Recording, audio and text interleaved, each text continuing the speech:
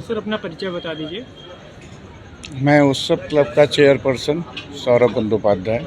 उपाध्याय जी, ये बताइए यहाँ पर पंडाल स्थापित किया गया है, क्या विशेषताएं हैं इसकी और कितना समय लगा इसको स्थापित होने में? 1 साल 2023 की परिकल्पना मेरी कल से हो चुकी है। 1 साल का समय लग चुका है इसको? 1 साल का समय लगता है। अच्छा 2022 की परिकल्पना 2021 में हुई थी जी। 2023 की परिकल्पना 2022 में हो गई है, अच्छा जी। तो 1 साल पूरा लगता है। इस पंडाल की ऊंचाई कितनी है सर?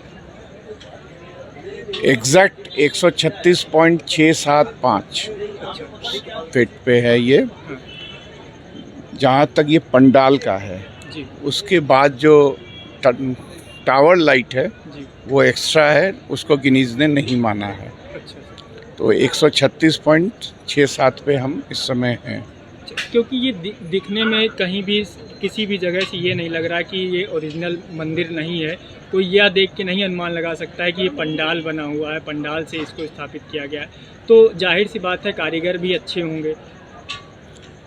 कारीगर तो हमारे साथ 10 साल से काम कर रहे हैं। अच्छा और इन्होंने विश्व का सबसे बड़ा पंडाल भी हमारे साथ बनाया है लखनऊ में ही 2019 में। तो कारीगर तो वही हैं। हाँ, इस बार 10 कारीगर हमने और ज्वाइन किए हैं, जिनको जो कि लंबाई में माहिरता जिनके पास है। तो उन 10 कारीगरों का रूप रेखा सोच थोड़ा सा अलग है बाकी कारीगरों से। तो अब जाके हमारे पास 42 और 10 52 कारीगरों ने इस पूरे पंडाल को कंप्लीट किया है। अगले साल के लिए कुछ और लक्ष्य रखा है क्या आपने?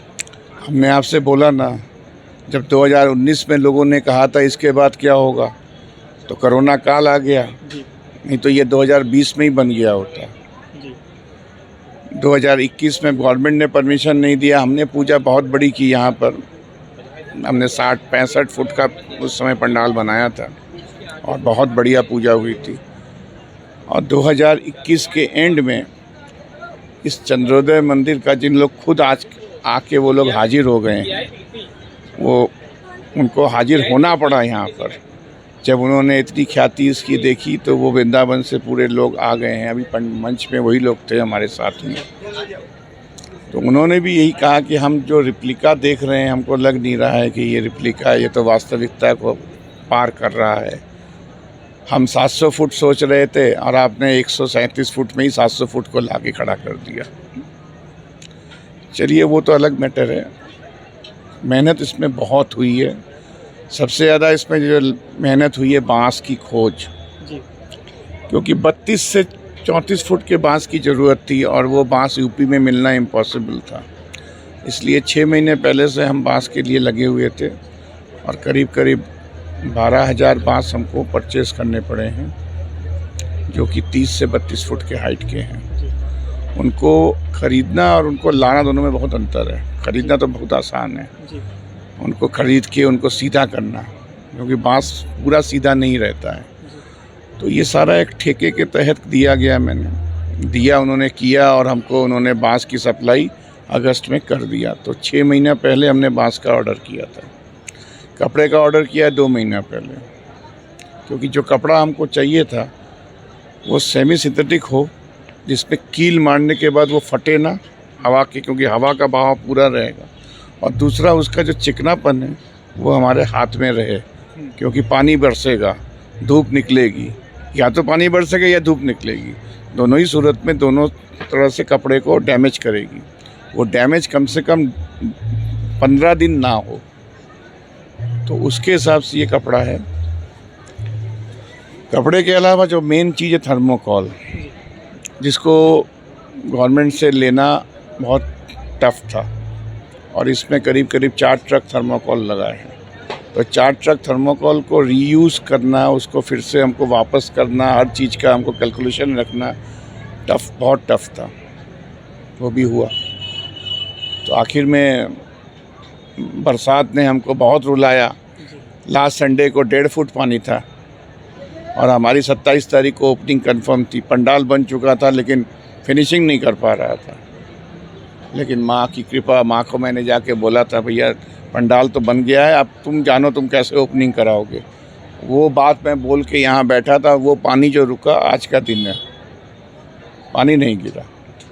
तो जो करना है वो कर लेता है, हम लोग कुछ नहीं कर सकते। गिनीज वर्ल्ड रिकॉर्ड में इसका नाम आया, इसका श्रेय किसको देंगे आप? माँ को। 137 फुट का खड़ा करना उसके लिए इम्पॉसिबल था।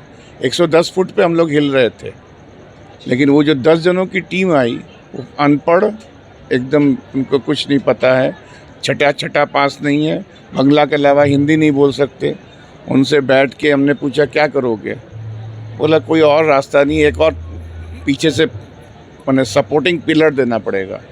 हमने कहा इतना बांस फिर कहाँ से लाऊंगा मैं, बोलो लान करना तो पड़ेगा ही। वो भी हो गया। आप पीछे से जाके देखिए, पीछे का पोर्शन खुला हुआ है, 2 बिल्डिंग के बीच में एक और तीसरा बिल्डिंग खड़ा हुआ है जिसने इसको सपोर्ट करके स्ट्रेट करके रखा हुआ है। तो आज की डेट में यदि आप भूकंप भी करा लीजिए तो ये बिल्डिंग नहीं गिरेगी। हो सकता है दूसरी बिल्डिंग गिरे, लेकिन ये बिल्डिंग भूकंप से भी नहीं गिरेगी। सबसे ज़्यादा दुख होगा मुझको 5 तारीख को, जब इसका ऊपर का पोर्शन मैं तोड़ूंगा, डिसमेंटल करूंगा।